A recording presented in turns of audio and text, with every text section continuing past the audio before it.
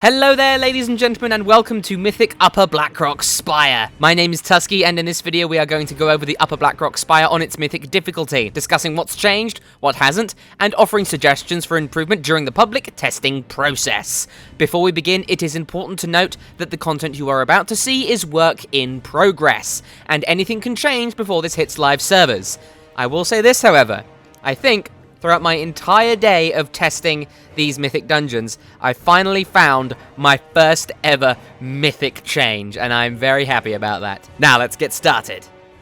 Now, this first trash pack is alright. It seems like the banners that are summoned by the Black Iron Grunts seem to increase in size very rapidly, which is good. I'm glad to see that you have to react faster to that. And the Black Iron Berserkers have a very nasty cleave effect that the melee in this group, unfortunately, were getting hit by. So, it was good to see that those mechanics punished you. I'd like to see them punish players a little bit more, maybe increase the damage of that cleave to make the melee really think about where they're standing. But other than that, that's fine. So throughout this area, you have to go into all these little rooms and fight these various trash packs. Now, these Black Iron Warcasters seem fairly underwhelming compared to how they were in Heroic. Their Bolt of Steel doesn't seem to hit the tank very hard, although that might just be because our tank was very well geared. She was also a Death Knight, so she was doing a lot of self-healing and absorbing. It also seems like their Shrapnel Storm isn't hitting too hard because we have a Warlock here that got hit by one and it only seemed to take off about half of her health, which is a bit of a shame because I would have liked to have seen that deal a lot more damage and put people's lives in a lot more danger than it currently does. Because at the moment, you don't fight enough mobs at once that a Shrapnel Storm like that would actually put someone in any kind of danger because there's not really any other sources of damage going out. Next group has a Lead Belcher, which just does a bit of range damage, nothing to really worry about there, and then a Berserker as well, so not too much of a big deal. You continue down this area and you find these Ragewing Wargs, which do this frantic mauling kind of frontal cone, and it did hit our Enhancement Shaman fairly hard, didn't kill her, which is a shame because I would have liked to have seen it kill her, because standing in all the bad stuff is not something you should do. And I'd like to see it be really, really dangerous, something you really have to think about avoiding, because this is Mythic difficulty. It really should be something you have to consider as opposed to just, oh, we can handle it if we have enough gear. Because I think that by making these abilities hit very hard, you could counteract the whole, oh, we overgear it thing. You actually have to think about what you should do. As long as the stuff that kills you really fast is avoidable, then I don't see anything wrong with making it deal a lot of damage. There should, of course, be a little bit of leeway, but, you know, I still think that it should be doing more damage. Now, this next group has another Rallying Banner in it, which is killed fairly quickly. I'd like to see it have maybe a little bit more health, because right now you can kill it with practically one spell, which makes it kind of easy to handle as long as you see that it's coming, because the Rallying Banner actually creates a raid warning, so it's kind of difficult to miss unless you're not paying any kind of attention. The rest of these trash packs are all the same. You have another Warcaster here, another couple of them before we go towards the first boss. And again, their Shrapnel Storm doesn't hit too hard. It's only really a problem if everyone is stacked up, which isn't really going to happen in this place because you've got enough room to kind of spread out loosely. And you also have to deal with sometimes these sentry cannons activated by the engineers, but it's not too much of a big deal. And I'll actually tell you how much of a deal it was because we didn't notice that one of them activated behind us, and we went and we did the first boss. And I was stuck in combat throughout that entire time, and I wasn't able to change my gear out or get any mana back, and we were still able to do the second boss just fine. So I think that maybe they should increase the damage maybe a little bit of some of the stuff coming out here, because although there is a fair amount of it coming out, it doesn't feel like anything is really, really dangerous, and it doesn't feel like CC is necessary in the slightest, unlike something like, say, Skyreach, where you've got the Whirling Dervishes putting down those storms that can two-shot people. So, compared to that, nothing here really feels very dangerous. So just before the second boss, you have this throwaway trash pack that doesn't do anything. I don't really see how it needs to do anything. They're just kind of there for the sake of being there. And then you deactivate all of these conduits and activate the first boss. So Oronok Gor'an is very nasty on Heroic, and he is similarly very nasty on Mythic. Now, we only have two orbs, and they move at a fairly decent pace around the side of the room. He also has the Shrapnel Nova that hits fairly hard. My lag there prevented me from actually avoiding it. And then he has the shield and the repeated casts of Thunder Cacophony. Now, this hits fairly hard. I was able to keep most people alive, although I did struggle with a bit of line of sight here, and I did rather stupidly get hit by this orb because they're kind of difficult to move around. But we lost our warrior there, but other than that, this fight goes okay. And a couple of things I'd like to see here. First of all, I'd like to see him have a bit more health because I think we're killing him a bit too fast. The shielding does help prevent that, but it doesn't do a good enough job, I think, because we're still getting him down really fast, which is a bit of a shame in my opinion. But in terms of new mechanics, this fight is very hectic as it is. And I think that a good way to add a mechanic to this fight is every time he uses his shield, and you have to go down and get the conduits, he could create some kind of pool around him that's on the upper level, where it maybe silences you, or just deals heavy damage or something like that, so that you would be forced to go down to the lower level. Everyone would be forced to go down, and maybe move as a group, kind of avoiding the conduits and doing a couple of circles around to grab everything, and then moving back to his location. And you could maybe speed it up by splitting the group up in some kind of way, but in general, that might actually make this fight much more interesting, because it would require a lot of coordination to actually get this done, which I think would be very interesting, and quite the challenge for Mythic. So that's my suggestion for an extra mechanic on this fight. Just make him create a little pool of lightning around himself so you can't stand on the raised area during the shield phase. So that's Oronok Gor'an. So moving into the Rookery, we have a couple of trash packs of engineers, alchemists, and monstrosities. We still have the alchemist doing the rejuvenating serum. It's important to dispel that. It doesn't heal for as much as I'd like it to. It's not really all that noticeable unless you leave it on a mob for a long time, so it's just a case of can you notice it? And a couple of times I don't notice it here, but it doesn't really feel like it slows us down in the slightest. So maybe it would be cool if that rejuvenating serum actually increases the damage the NPCs deal in some kind of way. So that would be cool. But other than that, I feel like these trash packs are fine. There's a fair amount of damage coming out. The engineers, with their debilitating ray, if not interrupted, actually deal a fair amount of damage and slow people down a lot. And the eruption, really easy to avoid, but if you get hit by it, it's probably going to be a lot of trouble for everyone else. Then you have one other pack of an alchemist, an engineer, and another monstrosity, and then you move on to the second boss, Kyrak.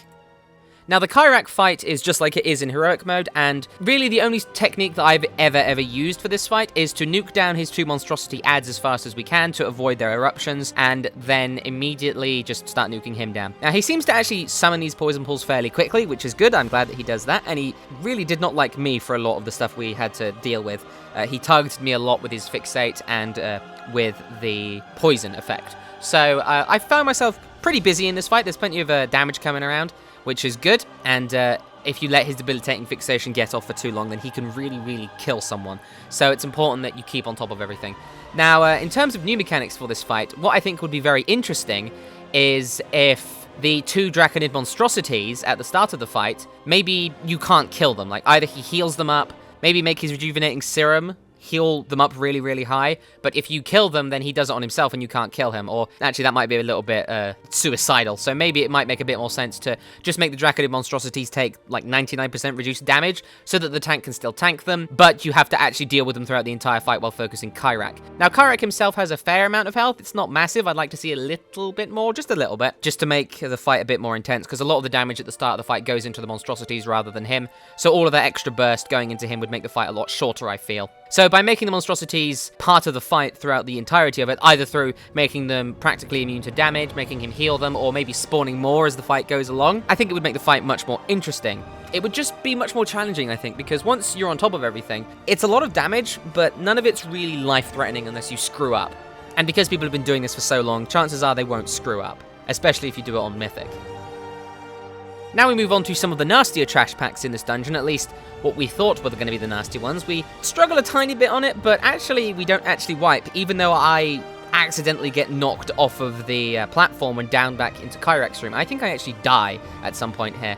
Even though I die, we don't wipe here, which is a bit of a shame. Now, the ogres hit very hard, and that crush ability of theirs deals a lot of damage, and there's a lot of stuff going on right now, and it does get pretty hairy. The tank takes a lot of damage here, and I think if the tank or the healer in this case were in any kind of less gear, they would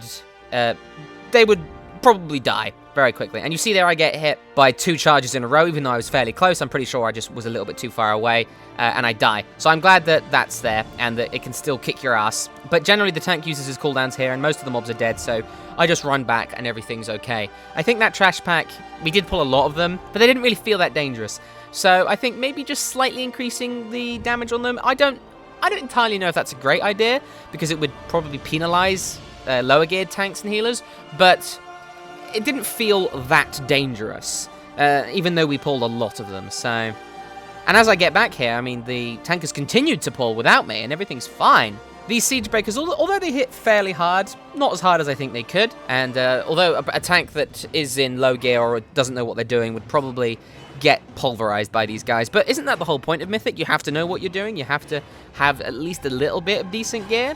I mean, Blizzard has stated they want this to be a form of progression, not a catch-up mechanic. And right now, a lot of the Mythic dungeons feel like they would be good catch-up mechanics. It's like Heroic, but a little bit more difficult and with better gear. That's what they intend to make it anyway.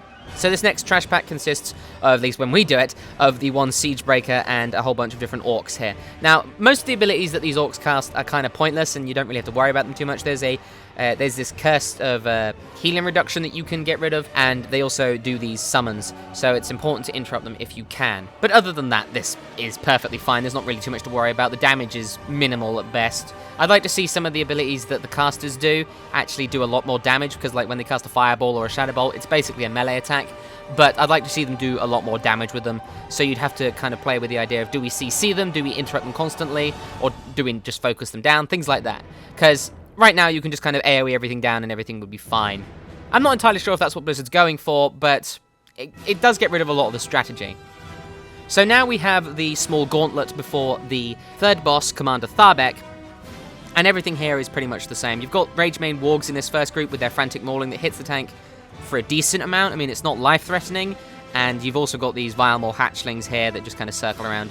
In this particular run, our ranged killed them very fast, so it wasn't too much of a big deal. But I would like to see them maybe bombard the group with fire or something like that, rather than just kind of wander around up in the sky and occasionally shoot stuff at you. But yeah, none of these trash packs before the boss felt particularly threatening, and I was just kind of mousing over mechanics, seeing if anything was very dangerous, and it didn't really feel like we were in too much danger here. So that is the first trash pack. Second trash pack is very similar. We have the Death Knight here moving into the door to aggro things and speed things up here. And I never felt like I was in any kind of danger. I mean, I'm not a main spec healer, and I'm not in very good healing-specific gear, but things still went okay in terms of mana regen. Now here we have a couple of Berserkers who both used their kind of cleave at the same time and put a very nasty dot on both of the melee there. Although right here, a lot of the damage does kind of spike at the same time, and we end up losing someone. So I'm not entirely sure what caused that, actually. But we were able to actually pick everyone up here, getting the warrior back up, and we can continue with the third wave. So the damage there spiked very high, but we weren't entirely sure what caused it. I'm not sure if it was the Vile Maw hatchlings or if it was anything else there. I mean, the Berserkers seem to hit fairly hard with that cleave, which I'm glad they do. The melee really have to think about their positioning there. But other than that, I'm not entirely sure what did that. So we have the final trash pack here with a couple of summoners. We managed to get interrupts out on all of them with some stuns and things like that. And in the meantime, I channel a mana potion here just to keep my mana high. I probably could have done without it, although I just wanted to be sure, and you know, it's the PTR. I have plenty of potions to spare, I might as well use them. So right now everything's just going fine. We're just interrupting as many of these summoners as we can, and there isn't really any kind of damage coming out. I think even if they'd summoned their ads, it wouldn't have been a big deal. So maybe on Mythic you could make them kind of try and chain summon ads, and maybe decrease the amount of time it takes to summon one, so that if you're not on top of them with CCs or stuns or interrupts, then they just like spawn loads of dudes to fight you, because really that's the only real way that you could get in any kind of danger here, is to just be overwhelmed. Now we have the Iron Barb Sky Reaver and Commander Tharbek, and I'd like to start by saying I think the Iron Barb Sky Reaver does not have nearly enough health, because on Mythic we got about a third of his health off before he even landed with the Commander, so that's a bit of a shame. The Commander and his Rylak have a few abilities. He has this breath attack, which very nearly killed our Warlock here. It's very nasty, and it kind of pulses, and each time you get hit you take more damage from it, so it would be cool to see that maybe do a bit more damage so that people die a bit faster, because really that Warlock took all 3 ticks and still survived. But Commander Tharbek's weapons also hit very, very hard here, which I'm quite glad for. I'm glad that they hit pretty hard and they move around like that. And he also has the shield charge that knocks people back and deals a fair amount of damage, and he throws weapons around randomly for a bit of raid damage. So it's not too much of a big deal, it's just a little bit of a dot, it's all fine. So at this point, the group is basically stabilized and everything's okay. So in terms of new mechanics, I would like to see him maybe do something with all these black iron grunts around the arena. I believe, I read somewhere that he's supposed to spawn them, but I've never encountered him actually doing that. So other than actually introducing those to the fight, you could make the Iron Barb Sky Reaver and its Flame Breath actually leave permanent fire on the ground. So you'd have to think about where you actually position it, so to give yourself the most room.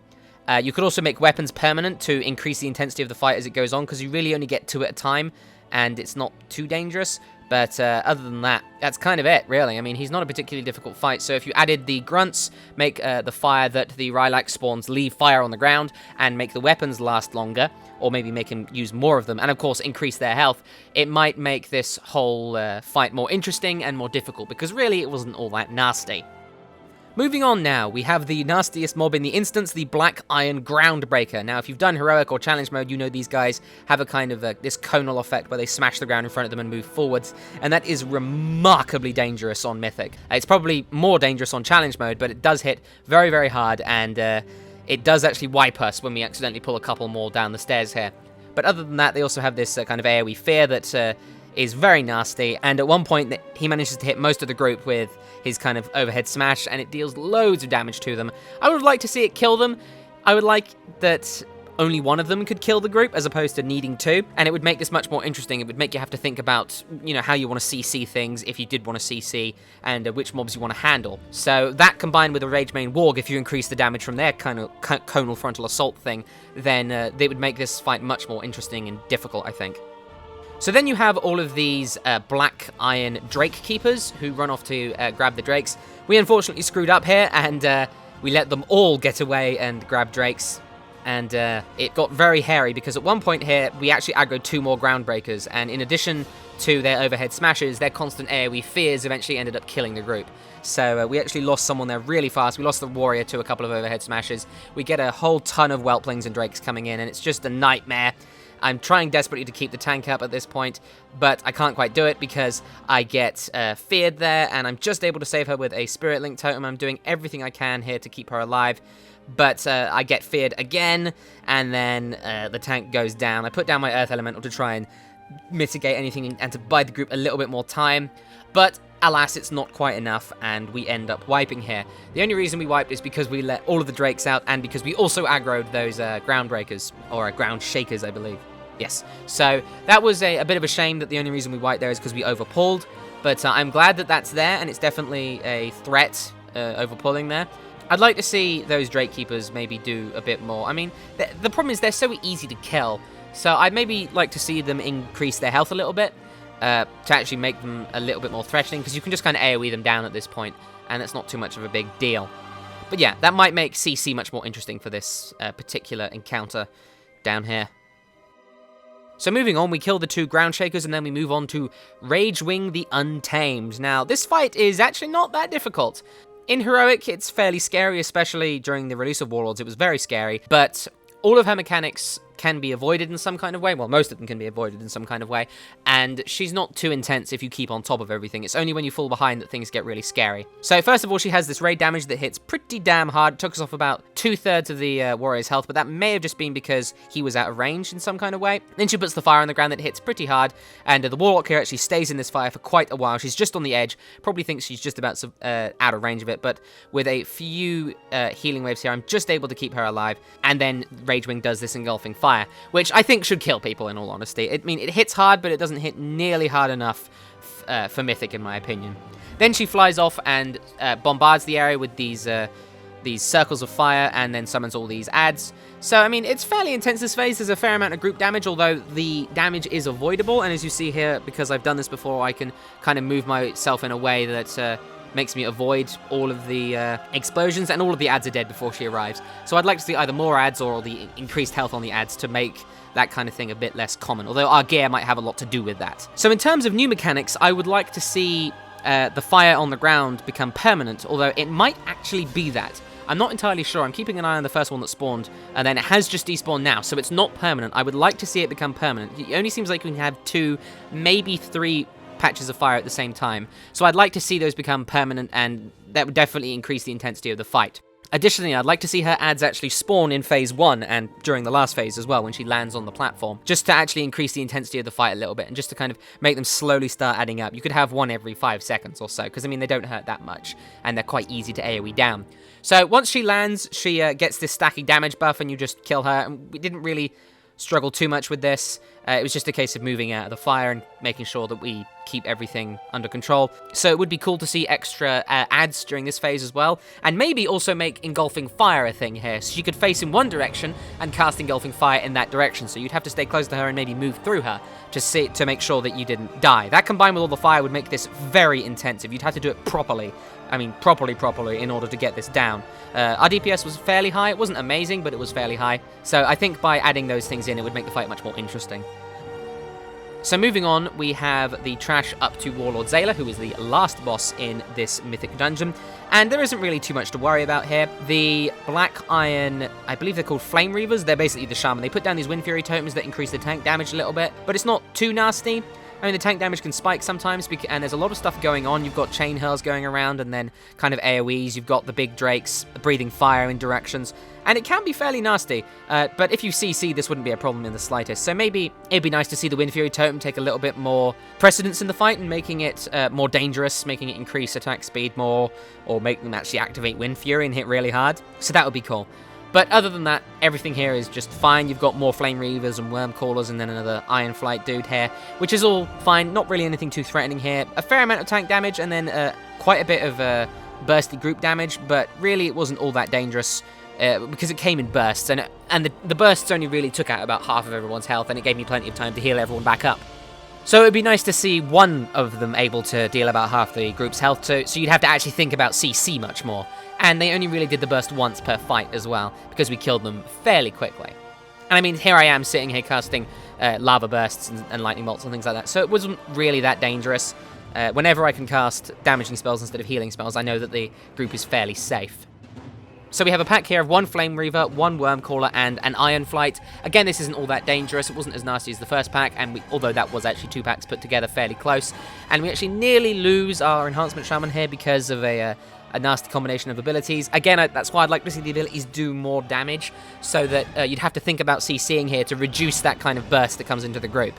Or at least use some survivability cooldowns to help mitigate it.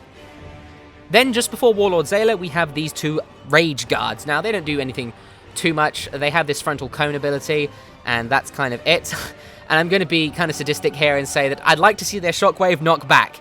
I'm just going to say that it would be really cool that if you tanked them facing the side of this platform here, you just get knocked off. And I think that would be just really cool, so that you'd have to either face one direction in terms of the platform, or just move them back into the corridor, just to make it interesting, you know, because right now, even if the Shockwave hits the group, it's not that nasty.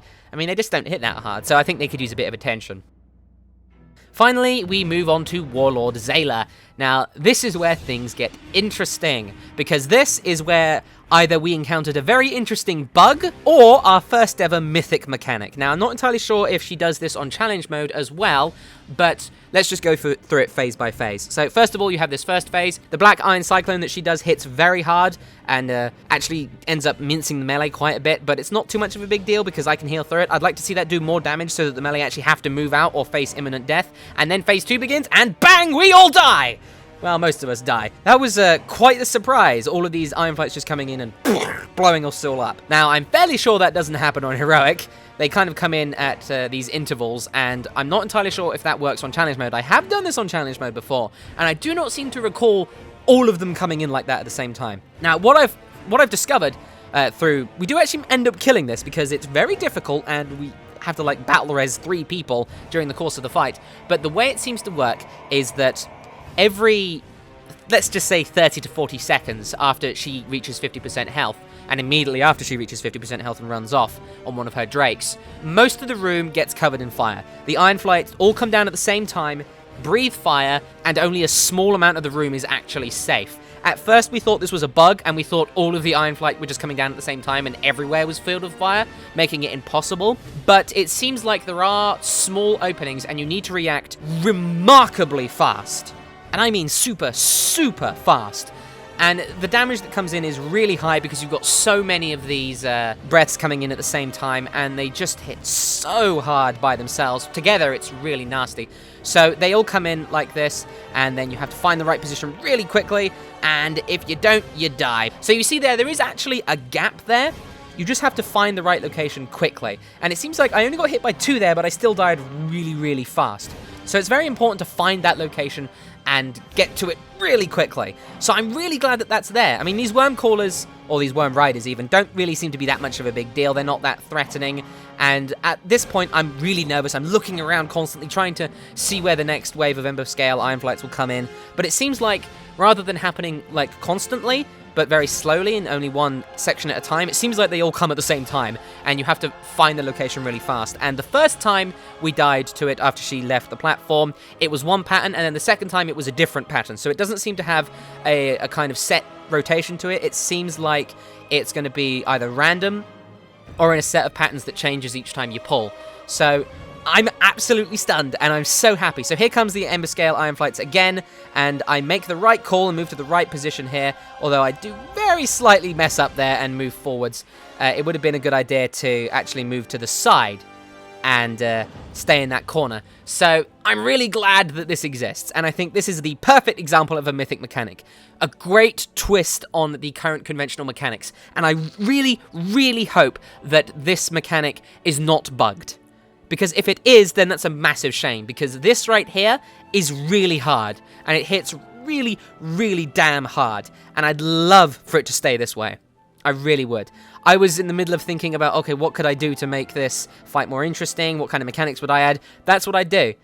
Thinking about it. Just make those Ember Scale Ironflights much, much more dangerous. Make you think about them so much. Warlord Zaela, I think, has a decent amount of health. You could probably nuke through it a bit faster if you had better DPSs, but I still think you'd have to deal with it anyway, so I'm really glad that this exists, and we just about managed to kill it with a couple of people left alive, and that made this dungeon much, much more fun than any of the other Mythic dungeons I've done. So that was great. I'm glad that mechanic is there, and I really hope it remains that way. So overall, Upper Blackrock Spire, great, and hopefully with a few more mechanics like the one we just saw there with Zaela, Mythic dungeons will be very, very interesting, and they really need to not be just a version of the heroic dungeons that hits a bit harder, because by adding these mechanics, Blizzard will add in so much life to the game, and give people a reason to go back and try out this different form of progression, and I really, really hope that they do a great job with them, and add extra mechanics like this, because we're going to be waiting for a while for the next expansion, and this is what we're going to be doing. So that concludes this video. I hope you enjoyed it, and I wish you the best of luck in the world of Warcraft.